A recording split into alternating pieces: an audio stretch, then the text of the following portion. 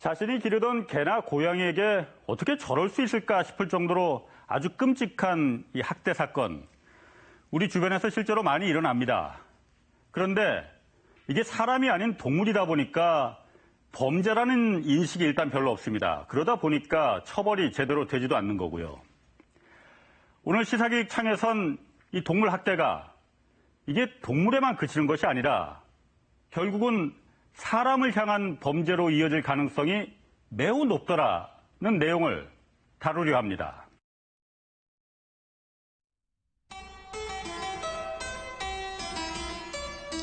한 남자의 초상화 앞을 그의 반려견이 지키고 앉아 있습니다. 어딘가 닮은 반려인과 반려견은 왠지 다정해 보입니다. 18세기 영국의 화가 윌리엄 호가스의 자화상입니다.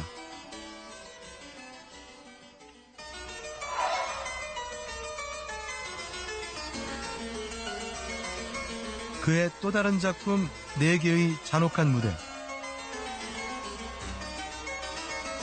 반려견에 대한 애정을 표현한 자화상과 달리 이 작품의 분위기는 차갑고 기괴하기까지 합니다.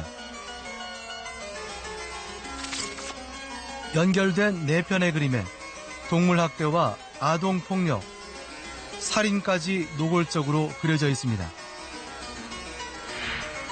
마치 수수께끼와도 같은 이 작품을 통해서 호가스가 전달하려 한 메시지는 무엇일까요?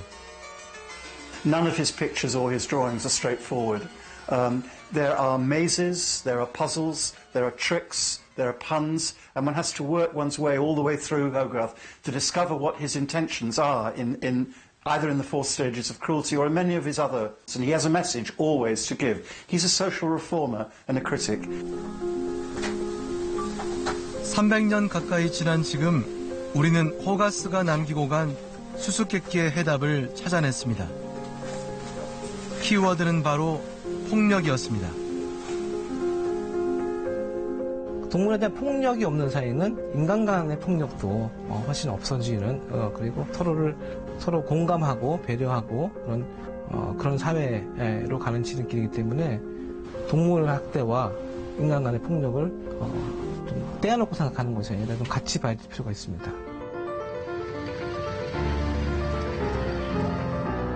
우리는 동물 학대와 인간, 특히 어린이에 대해서 이야기해 보려 합니다. 그리고 문제의 원인과 해결책을 인간 속에서 찾아보려고 합니다.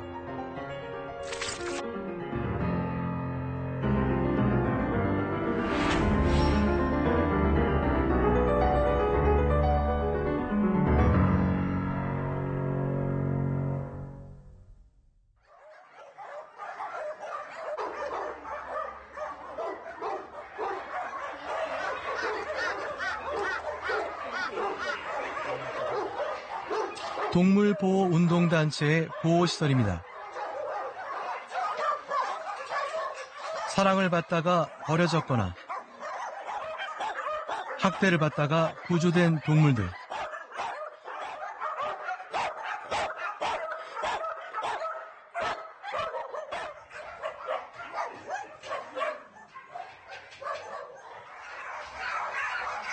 낯선 사람을 보자 일제히 지저댑니다.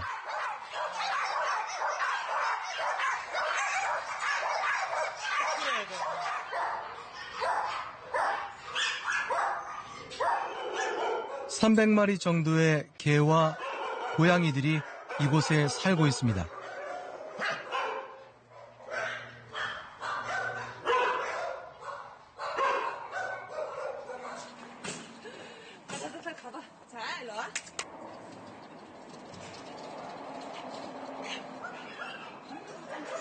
강아지들의 산책 시간입니다.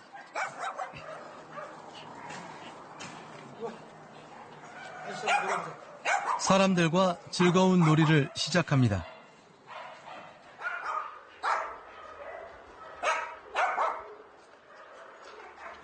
그러나 이곳 동물들은 몸과 마음 모두 상처투성입니다. 찬이와 라니는 2년 전 구조된 백구입니다.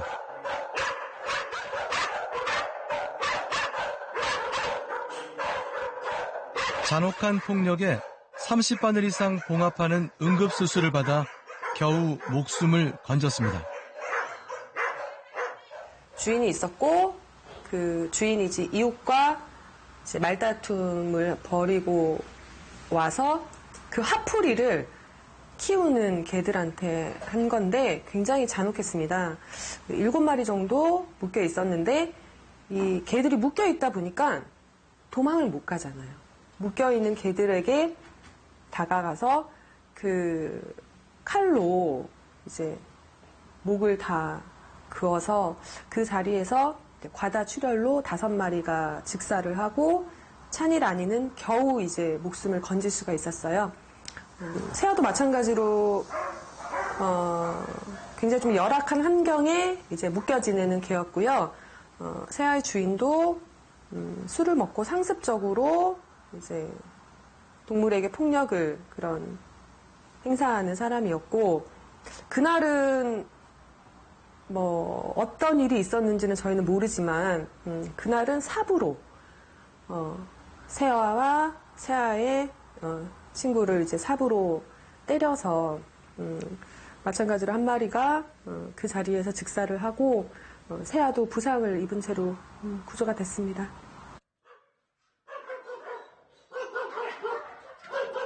사람을 무척이나 따르는 봉남이 그리고 여동생 복희.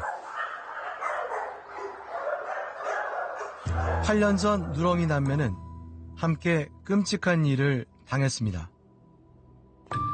그 어르신들 몇 분께서 막걸리 안주를 하시겠다며 벽에다가 이제 봉나미를 매달아서 망치로 머리를 내리쳤어요. 예. 근데 그때 그 바로 옆에가 사실은 유치원이었거든요. 그 유치원에서 수업을 하던 선생님이 정말 그 봉나미가 지르는 소리에 너무 놀라서 이제 밖을 내다보니까 그런 일이 벌어지고 있었던 거예요. 그래서 바로 이제 경찰에 신고하시고 저희한테도 바로 신고를 하셨어요. 그러니까 두개골이 좀 깨지고 안구도 이제 함몰이 되고 좀 부상이 있었지만 목숨은 건질 수가 있었어요. 그 장면 아예 유치원 아이들이 봤나요? 네. 봉남이는 씩씩해졌지만 복희는 사람과 통하는 마음의 문을 닫아 걸었습니다. 낯선 사람은 무조건 경계합니다.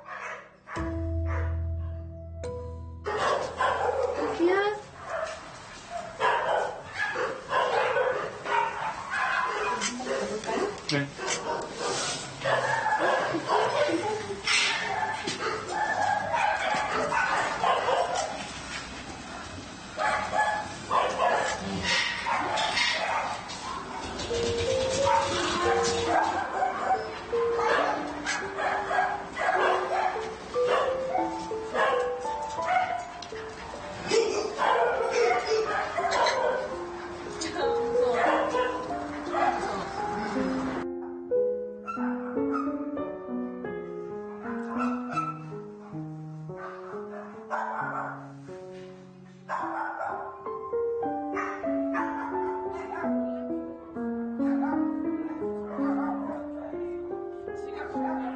취재진을 보고 겁을 먹은 강아지 호박과 케일. 구석자리를 뜨지 않고 있었습니다. 소위 말해서 이제 예쁜 강아지들을 펫샵에 팔기 위해서 그런 새끼 강아지들을 계속해서 임신하고 출산하고 하는 소위 말하는 강아지 공장 그런 데서 구조했습니다. 그냥 끈장에서 그냥 오물 먹고 아기들 뭐 어떠한 제대로 된 사료나 뭐 제대로 된 물도 없이 그냥 계속해서 그 새끼를 빼고 그걸 팔고 그 다음에 이제 죽을 때까지 그냥 거기서 계속 지내는 거죠. 이들이 나고 자란 번식장. 그 안에서 대체 어떤 일을 겪었던 걸까요? 사실 학대받고 방치받은 동물들은요 경험치가 굉장히 낮아요. 사람에 대한 경험치도 낮고 외부 환경, 이렇게 산책도 자주 못 나가본 애들이고 뭔가 이제 그 반려동물들이 그래 누릴 수 있는 여러 가지 경험들이 있잖아요. 그런 거를 거의 못 해보고 지냈던 동물들이 대부분이에요. 그러니까 폭력에 늘상 노출되던 동물들은 그게 이제 너무 낯선 거예요. 동물들이 움직이지를 못해요. 걸음을 떼지를 못해요. 바닥에 납작하게 붙어가지고 전혀 움직이지를 못해요. 어떻게 해야 되는지 모르겠어요.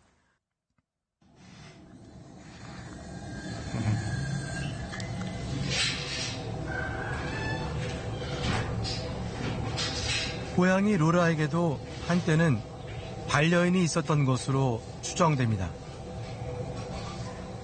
아파트 주민들의 제보로 저희가 구조를 하러 나갔고 발견 당시에 눈은 거의 시력이 없는 상태, 그리고 하지 마비, 그리고 몸을 가눌 수 없을 정도로 심한 떨림이 있었고 되게 앙상하게 마른 상태였어요. 길냥이로 다니는 흔히 볼 수 있는 코숏의 종류는 아니고 보통 사람들이 입양을 해서 키우는 품종이기 때문에 아마 키우다가 버려진 걸로 추정이 되고 있어요. 과연 이런 동물학대는 우리 일상과 아주 먼 곳에서만 일어나고 있을까요?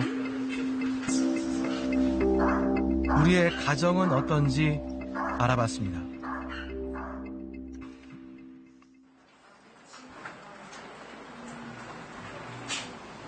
1년 전 한 동물보호 운동단체에 30대 여성이 다급한 목소리로 전화를 걸어왔습니다.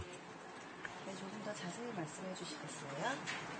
남편의 상습적인 폭력을 피해 두 아이의 반려견까지 데리고 집을 뛰쳐나온 여성이었습니다. 네, 잠시만요. 2주 넘게 잠도 안 하고 이거는 2시간을 자고 깨서 내일은 어디를 가서 어떻게 알아봐야 될지 이러거든요. 근데 강아지에 대한 얘기를 물어보면 지금 당장 애들하고 엄마도 한데 그러니까 걔들까지는 자기들이 포용을 할 수가 없다는 그것가 저를 좀 이렇게 넉나간 사람으로 생각을 했더라고요.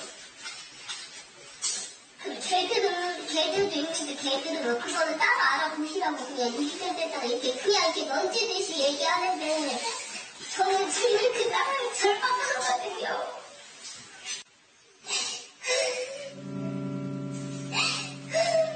가정폭력 피해 여성이 반려견을 끌어안고 흐느끼는 이 영상은 취재진을 다소 놀라게 했습니다. 우리는 어렵게 박 씨를 만났습니다. 당시 박 씨는 폭력을 피하기 위해 남편과 마주치지 않으려 했습니다. 그러나 그때마다 남편의 폭력은 아이들과 반려견들 쪽으로 향했습니다. 강아지를 싫어하는 사람은 아니거든요. 근데 그러니까 대상자는 항상 애기랑 강아지예요. 둘 중에 누구 하나를 건드면 제가 이제 거기에 대해서 반응을 보이니까 이게 그냥 습관화가 된 것 같더라고요. 대상자가 강아지인 거예요, 만만한 게. 그러면 강아지를 던졌다 그럼 제가 거기서 더 크게 반응을 하니까 아이들과 반려견들에게 가해지는 폭력은 더욱 견디기 힘들었습니다. 차라리 나 저한테 하라고 했거든요, 항상. 그러면 몸싸움을 해도 저랑 어차피 하니까 애들하고 강아지한테는 안 가잖아요. 집에 있는데 신랑이 또 술 먹고 거북이로 쫓아오고 그래가지고 그때 또 막 다 죽여버린다고 막 또 이러고 해가지고 다 그러고 나서 몸싸움이 심해지면서 첫째가 경찰서에 신고를 한 거예요. 엄마 죽을 것 같아.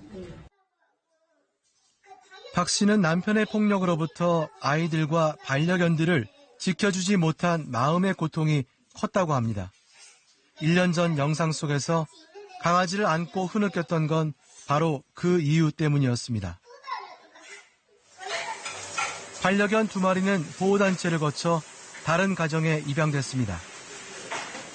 박 씨는 남편과 이혼을 하고 아이들과 새로운 삶을 시작했습니다. 그러나 상처는 아물지 않았습니다. 저는 저희 첫째가 아직까지도 지금 막 데리고 오라고 할 정도로 각별했어요, 걔는. 근데 첫째는 너무 많은 거를 봐가지고 그때 지금까지도 심리치료를 오래 하고 있거든요. 병원에 안에 있는 그 애기 진술에 대한 그런 것도 하거든요. 근데 거기서도 아빠가 우리 꼬맹이 던지지 않았냐고. 동물보호단체들은 가정폭력과 동물학대가 함께 발생하는 사례가 적지 않다고 했습니다. 전체 가구의 68%가 개, 고양이 등과 함께 살고 있는 미국은 어떨까요?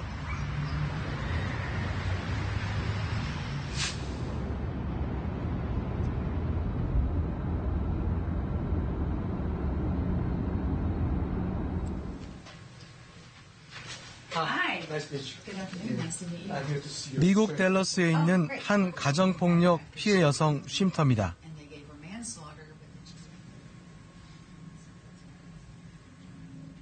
이곳에서 한국의 박 씨와 같은 30대 중반의 가정폭력 피해 여성 엘리를 만났습니다.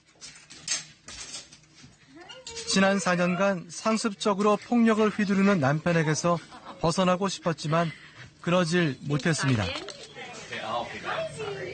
한국의 박 씨처럼 반려동물에 대한 걱정이 컸기 때문이었습니다.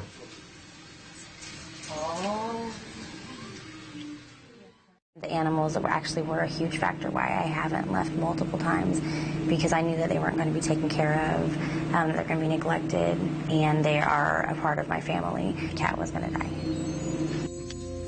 그러다 얼마 전 남편을 떠나기로 결심하게 됐습니다. The reason I left was the last time that he hit me, he did it in front of my 8-year-old son, which was a super traumatic experience, and we had to leave. But then we had the factor of the animals added in as well, and knowing to leave them behind was going to be devastating. It's really hard to make that decision to leave. 다행히 이 쉼터 안에 개와 고양이 등을 보호할 수 있는 시설이 만들어지면서 그녀의 결정이 쉬워진 것입니다. 이 시설들은 가정폭력 피해 여성들이 거주지와 직업을 구할 때까지 무료로 제공됩니다. You may not come to an emergency shelter, or if you do leave your pet at home and come to the shelter, that worry and concern stays with you.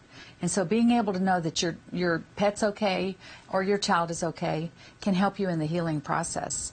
And also because the animal has a safe, quiet space to be, they can get healthier as well. Just the same as the humans feel so much safer and better when they aren't traumatized every night. 현재 이곳처럼 반려동물까지 받아주는 피해 여성 쉼터가 미국 안에 120개 정도로 아직 그 수가 많지는 않습니다.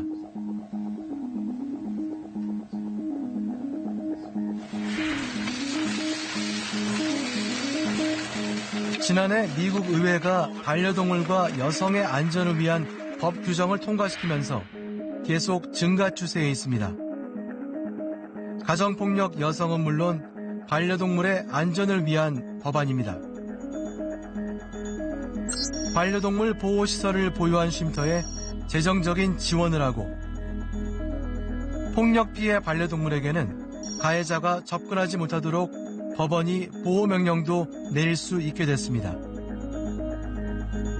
최근 거주지를 마련한 엘리는 쉼터를 떠나 자녀와 반려동물을 데리고 살 생각에 들떠 있습니다. Because of the way their mind thinks and the way they process everything. And there's no amount of discussion and no amount of realization of the seriousness of what's actually going on in the relationship that would ever change him into becoming better. Like, it never clicked in his head to be better, to make us stay. It was all about the power and control of keeping us there and miserable. 미국 사회학자들의 연구에 따르면 가정폭력 피해 여성의 20% 정도가 반려동물 때문에 집을 떠나지 못했습니다. 반려동물과 함께 사는 삶을 선택한 가정에서 폭력과 학대가 발생하는 이유는 무엇일까요?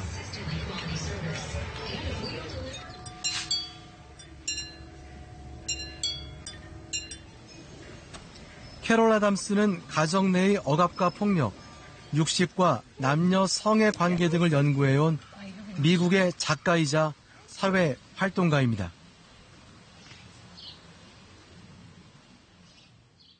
A husband can be very threatened by the love a woman is showing to someone else.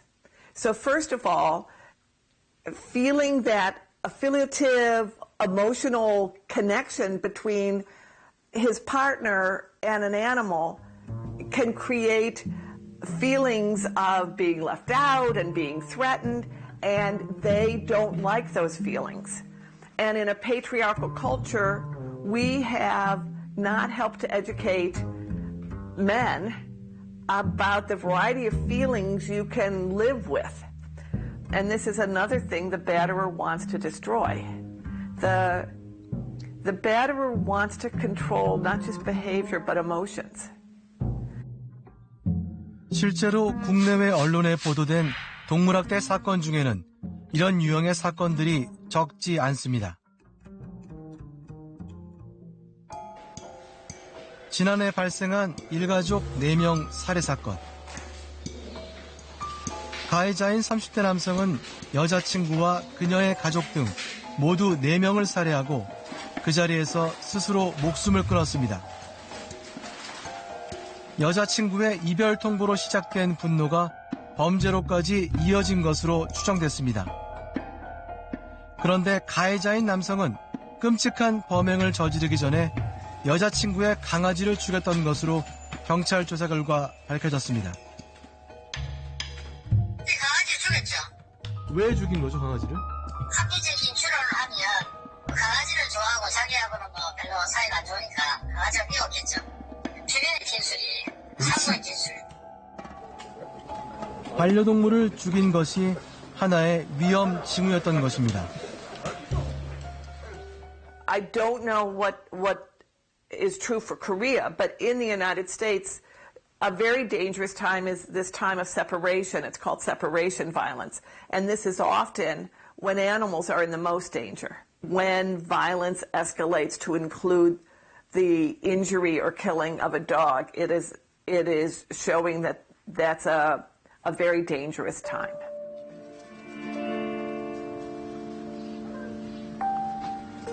미국 취재 중에 만난 전문가들은 가정 내 폭력이 여성과 어린이, 결국엔 반려동물을 향한다고 지적했습니다. 가정이든 사회든 힘이 약한 존재가 폭력의 희생자가 된다는 것입니다.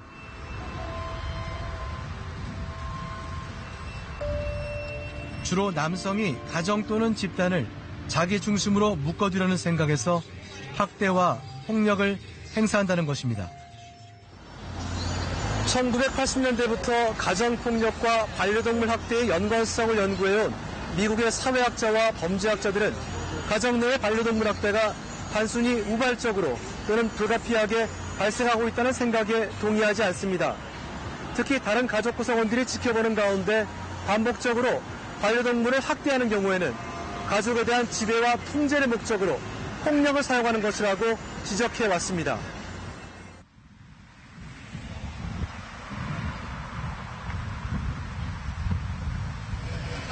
2000년대 이전만 해도 미국 사회에서 동물학대는 중범죄가 아니었습니다. 그러나 연이은 사건들이 변화를 이끌었습니다. 지난 2015년 28살 제이슨 브라운은 반려동물 7마리를 잔혹하게 죽인 혐의로 네바다주 법원 재판정에 섰습니다.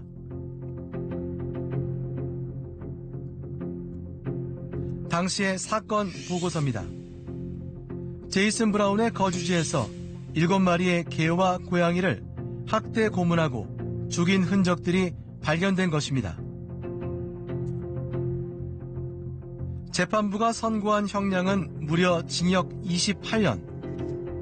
한 마리에 4년씩 선고된 셈이었습니다. 이례적인 판결이 가능했던 것은 2011년에 만들어진 법률 때문이었습니다.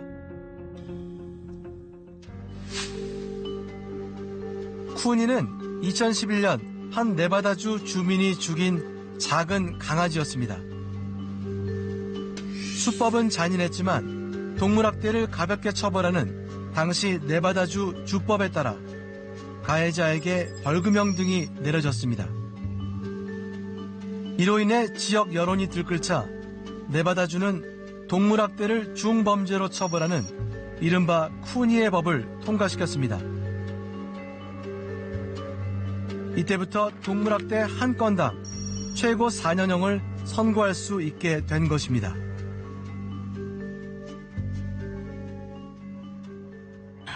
If you have somebody who has a breeding facility, a puppy breeding facility, and they have 50 puppies who've been abused, all of those would be a charge. So every animal a victim is a very important provision of the law, so that you do have the perpetrators who say, it was only one crime, and you have the state saying, no, sorry, if it's 50 puppies or 10 cats or 5 horses, each one of them is a charge. 주마다 정도의 차이는 있지만 지금은 미국 전역에서 동물학대를 중범죄로 다루고 있습니다.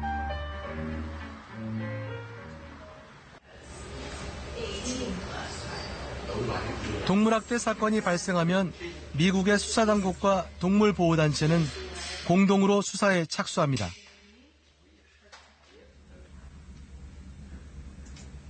ASPCA, 즉 미국 동물학대 방지협회의 부책임자는 뉴욕 경찰국 출신의 전직 경찰관입니다. If it is something that rises to the level of a crime, there are certain things that they would do. They would initiate a criminal investigation and they would work on getting that animal to us, because ultimately that animal is evidence of that crime. A little different than a typical crime where the animal is not only the victim but is also the evidence, and that's what's needed to kind of help document that case. 범죄 수준으로 확인된 동물학대는 반드시 FBI에 보고하도록 돼 있습니다. 범죄자의 동물학대 범죄 자료는 FBI가 보유한 NIBRS라는 데이터베이스에 기록됩니다. NIBRS collects data about victims, offenders, property, and arrests. NIBRS provides for 52 offense classifications with up to 10 offenses per incident. Victims of domestic violence, identity theft, animal cruelty, and reports on cybercrime. FBI가 동물학대 범죄자의 정보를 수집하기 시작한 것은 2015년부터입니다. 사람을 상대로 한 다른 폭력 범죄를 예측하기 위해서였습니다. The FBI, with the National Sheriff's Association and the Animal Welfare Institute to make the change. They believe that animal cruelty was an early indicator of violent crime, and that's really what led the discussions with our law enforcement partners throughout the country. We do a lot of outreach to our partners so they understand the change and how they can ready their systems. FBI는 동물학대를 단순히 동물에 한정된 범죄가 아니라 반사회 범죄로 규정하고 있습니다. It's not a standalone crime, animal cruelty. We see that it's connected to domestic violence, elder abuse, child abuse, serial killers. We see that, many school shooters have a background in animal cruelty as a kind of precursor or kind of a gateway crime to other things. So it's not a standalone crime by any means, and the fact that the FBI recognizes that, and as does the NYPD.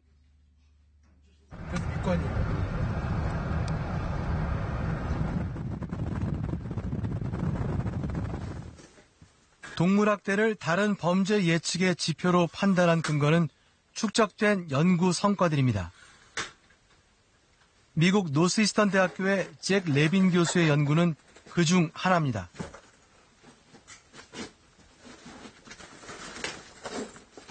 연구팀은 동물학대 범죄로 수감된 153명을 상대로 동물학대 이외에 다른 범죄 기록이 있는지 조사했습니다.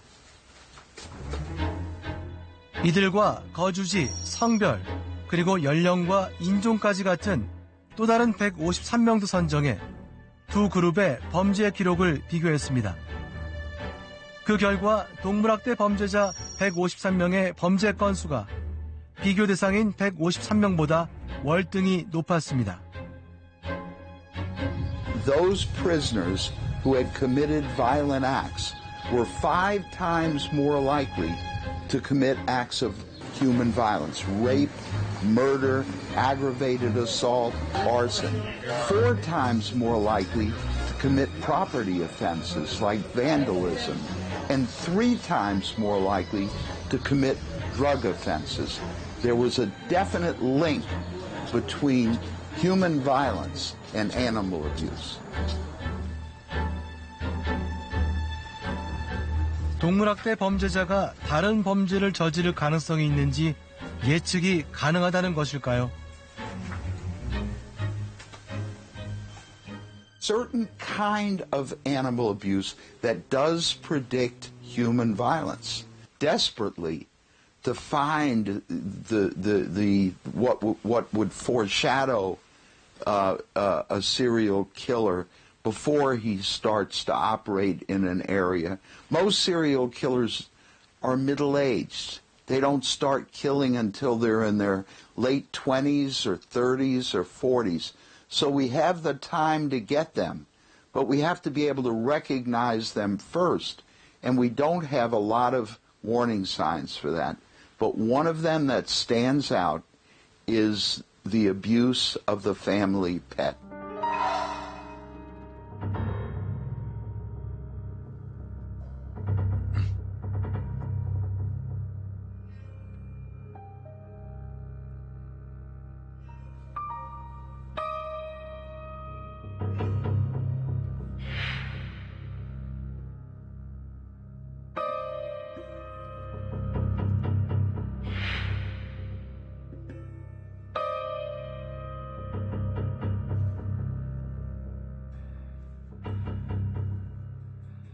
We cannot afford to wait until someone is troublesome, dangerous. We should be intervening in the life of a child when he's troubled. Maybe he's suffering from a mental illness of some kind. And if we intervene early enough, we can prevent violence later on. 개입은 처벌이나 감시가 아닌 관심과 도움이라고 말했습니다. If you see a 6-year-old boy who is sadistically torturing the family cat, putting the cat in the garbage disposal, inflicting terrible pain on the family animal, then you should do something about it. Not necessarily punishing the child, but helping the child, because the child is, at that point in his life, experiencing a profound sense of powerlessness. And, if you can reach that child at an early age, you may be preventing murder.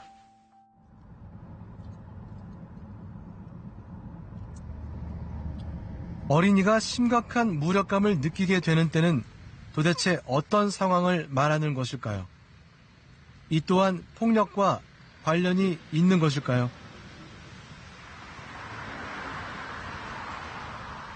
Oftentimes there are children also there. They are witnessing the violence. They witness the violence toward their parent. They witness the violence toward the pet. And so they're internalizing all of this abuse and violence, and it has a traumatic effect on children. And that's something else that studies have shown, that this is a traumatic event for children that can have terrible physical and emotional health consequences for years to come. 동물학대를 목격한 아이들은 처음엔 약자인 동물을 보호해 주려고 합니다. We have studies that show children who verbalize the fear that they have that their other parent will abuse the animal.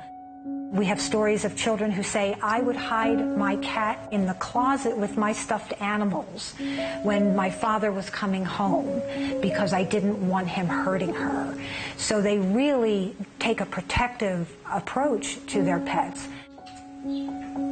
그렇지만 동물학대를 대수롭지 않게 여기는 가정이나 또래 집단에서는 동물학대가 또 반복됩니다. 결국 어린이는 폭력에 무감각해지고 변화하기 시작합니다.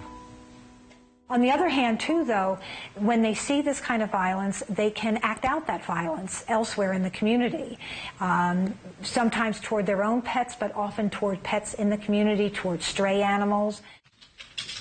자신이 지켜주려 했던 반려동물에게까지 폭력적으로 변하게 되는 이유는 무엇일까요? 미국의 심리학자 헨리와 샌더스는 또래 집단의 괴롭힘이나 가정폭력 등에 노출된 어린이들이 무력감에 빠지게 된다고 밝혔습니다. 어린이들은 공포스러운 상황에서 아무것도 할 수 없었던 자신에게 수치심을 갖게 됩니다. 결국 자존감을 회복하기 위해 자기보다 더 약한 존재, 즉 반려동물 등에게 폭력을 행사할 필요를 느낀다는 것입니다. 폭력에 노출된 뒤에 갖게 된 무력감이 폭력적 성향으로 변화하는 것입니다. So you get a lot of violence begetting violence. The child in particular, if there's a child present, we have found that in many homes that are referred to courts for child abuse. 동물학대가 다른 범죄들과 깊은 연관성을 갖고 있다는 생각은 오래전부터 계속돼 온 것이었습니다. 18세기 영국의 화가 윌리엄 호가스의 작품 4개의 잔혹한 무대. 수수께끼와 같은 4편의 그림은 도대체 어떤 비밀을 갖고 있는 것일까요? 사회학자이자 범죄학자인 피어스 번 교수는 자신의 논문에서 이 그림을 해석했습니다.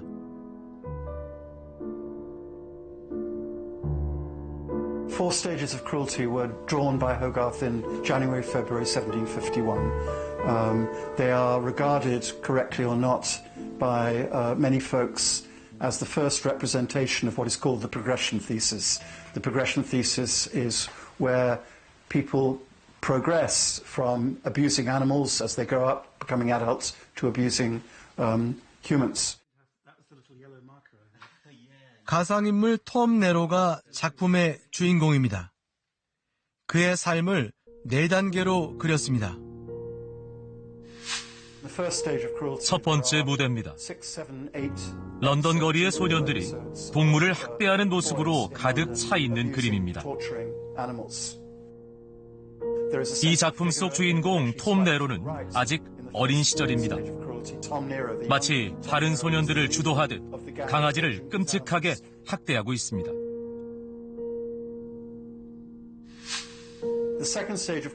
두 번째 무대입니다. 어른이 된 톰 네로는 런던 거리에서 마차를 몰고 있습니다. 승객들을 너무 많이 태운 나머지 말이 넘어지고 말았습니다. 화가 난 톰 네로는 말의 눈을 몽둥이로 내려치고 있습니다. 맥주통을 실은 마차가 어린이를 치고 지나가는 장면은 아동 학대를 나타냅니다. 잔혹한 표정의 양치기가 몽둥이로 양을 때리는 모습도 나옵니다. 세 번째 무대입니다. 톰 네로는 이제 강도가 됐습니다. 저택에서 일하는 여자친구가 물건을 훔쳐 저택 밖에서 기다리는 톰 네로에게 주기로 했습니다. 그러나 톰 네로는 물건을 독차지할 욕심에 여자친구를 죽인 것으로 보입니다. 결국 살인까지 한 톰 네로는 보안관에게 체포됐습니다. posse. Onto the fourth stage. 네 번째 무대입니다. Convicted and executed. 체포된 톰 네로는 교수대에서 처형됐습니다. 시신은 대학 외과 의사들에게 팔렸습니다. 톰 네로의 시신은 침대 위에 놓여져 있고 그의 배는 해부학 수업을 위해 갈라져 내장이 밖으로 나와 있습니다. 첫 번째 무대에서 톰 네로가 학대한 개가 톰 네로의 내장을 먹고 있습니다. 다시 첫 번째 무대로 돌아간 것입니다.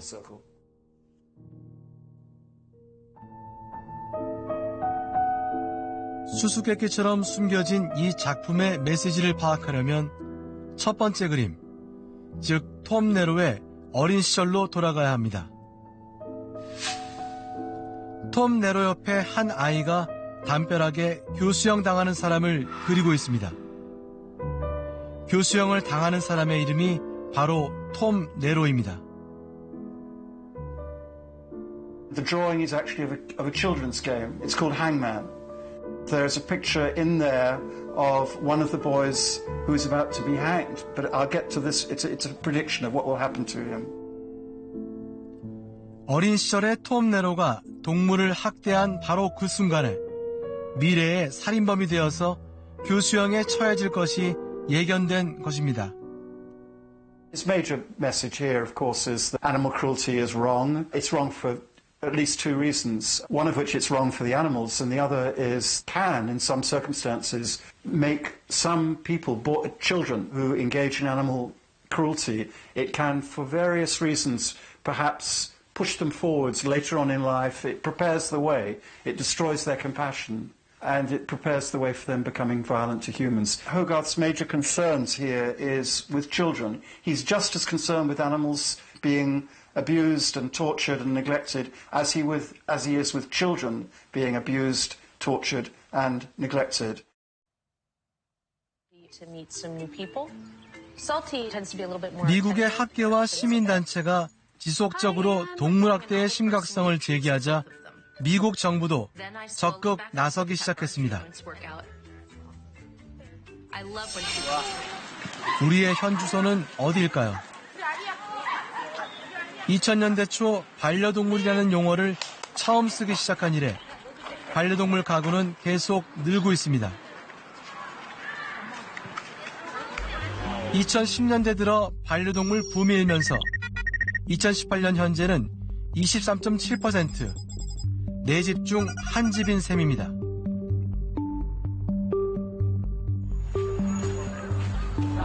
혼자 사는 젊은이,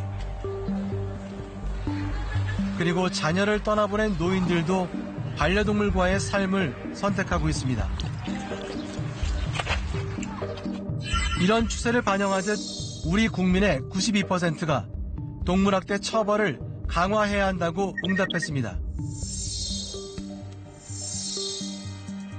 그러나 같은 조사에서 동물학대를 목격했을 때 그냥 지나치겠다는 응답이 말리겠다는 응답보다 높았습니다. 아무래도 아직까지 동물에 대해서는 그 사람의 소유물, 그 사람이 관리해야 될 부분이다. 그래서 그 사람이 그 하는 부분에 대해서는 뭐 관여하지 않겠다. 이런 그 시각이 있는 건 사실인 것 같고요. 그 다음으로는 이제 그 동물 학대에 대해서 정확하게 인지하지 못하는 그런 상황도 있는 것 같습니다. 아까 인식조사 말씀하신 거 보면은 그 반려동물을 키워본 사람들은 학대 행위에 좀 더 인식하는 경향이 있거든요. 근데 이제 그분들조차도 어느 선까지 이게 본인들이 개입해야 되는 동물 학대인지, 그러니까 법적으로 금지되고 처벌되는 학대인지에 대해서 모르고 계신 부분들이 좀 있어요. 현행 동물보호법은 2년 이하 징역이나 2천만 원 이하 벌금으로 동물학대를 처벌토록 하고 있습니다. 하지만 중요한 것은 엄격한 법 적용입니다. 실형이 선고되는 경우는 거의 없고 대부분 벌금형에 그치고 있습니다. 법이 있어도 그 법이 제대로 적용되지 않는다면 사회의 잘못된 인식들은 좀처럼 바뀌지 않을 것입니다. 냉동 창고 안에 정체를 알 수 없는 붉은 색깔의 고기가 보관돼 있습니다. 한편에는 팔팔 끓는 물이 담긴 커다란 양동이와 플라스틱 나사가 촘촘하게 박힌 통이 있습니다. 고양이를 뜨거운 물에 담가 털까지 제거하는 도살장입니다. 우리나라에서 이제 고양이 600마리를 나비탕이라고 하는 어떤 건강식으로 먹기 위해서 죽인 사실 그 사건도 고양이를 삶은 물에 사른 채로 넣기도 하는 등 굉장히 잔인하거든요. 근데도 불구하고 집행유예가 선고가 되었어요. 본질적으로 굉장히 반세적이고 위험한 행동임에도 불구하고 여기에 이제 식용 내지는 음식이다라는 인식이 들어가기 시작하면 그때부터 사실 이것을 범죄로 규정하기가 굉장히 어려워지고 민감해지는 문제가 되는 거죠. 그래서 이런 원인들이 사실 사람들 인식에 영향을 미치게 되고 그런 어떤 동물에 대한 식용 문화가 이제 있는 상태에서 사람들이 동물 학대, 죽이는 행위가 굉장히 위험한 행위임에도 불구하고 그 위험성을 굉장히 낮게 판단하게 되는 그런 상황인 것 같습니다. 내가 이 반려동물을 구입하거나 입양하거나 같이 살게 됐을 때에 나에게 있어서 필요한 책임감에 대한 생각이 없고 그것에 대해서 어떤 사회적인 분위기나 어떤 제도적 조성이 안 됐기 때문에 준비가 안 된 상태에서 반려동물을 마주했는데 내가 생각했던 결과가 아닌 거죠. 배변도 못 가리고 짖고 주변에서 싫어하고 이사를 가게 되고 임신을 하게 되고 이런 경우에 있어서 마치 쓰던 물건을 버리듯이 그렇게 되니까 사는 것도 쉽고 하지만 키우는 과정도 쉽고 버리는 과정도 쉬운데 여기서 생명이 태어나는 과정과 생명이 죽는 과정이 우리 눈에 안 보이기 때문에 사실은 굉장히 쉽게 이런 일들이 일어나는 거죠. 찾는 사람이 많아지면서 관련 산업까지 크게 성장했지만 정작 반려동물을 독립된 생명체로 인정하는 데에는 인색합니다. 가야 할 길, 넘어야 할 산이 너무 많습니다. 자, 이제 시작!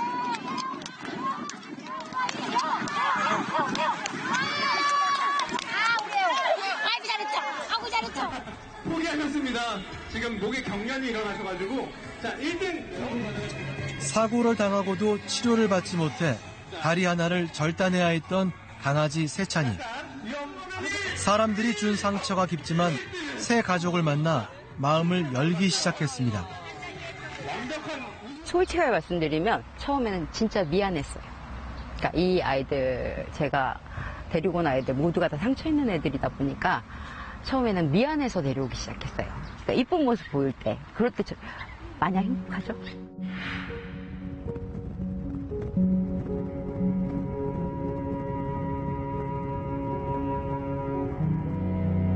독일의 철학자 칸트는 인간이 인간의 삶 자체를 위해서라도 동물을 학대해서는 안 된다고 말했습니다.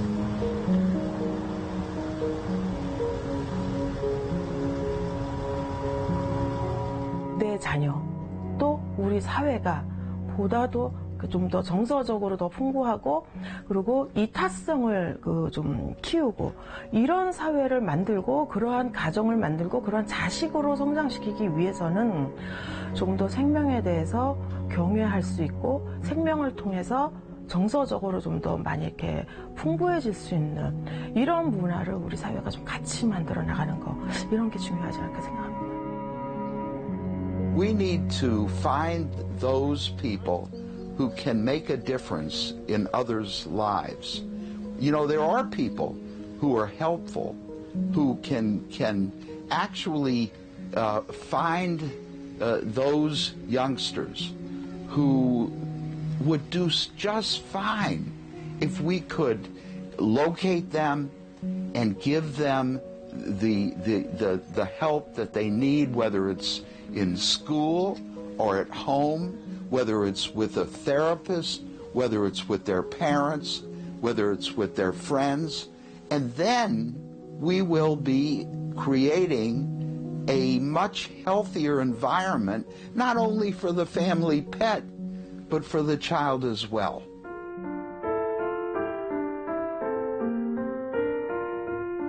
엄격한 법 집행으로 동물학대가 또 다른 범죄로 이어질 수 있는 가능성을 차단하고, 또 한편에선 사회 구성원 모두가 약자에 대한 책임을 다하는 것이 동물뿐 아니라 결국엔 사람 자신을 구하는 길입니다.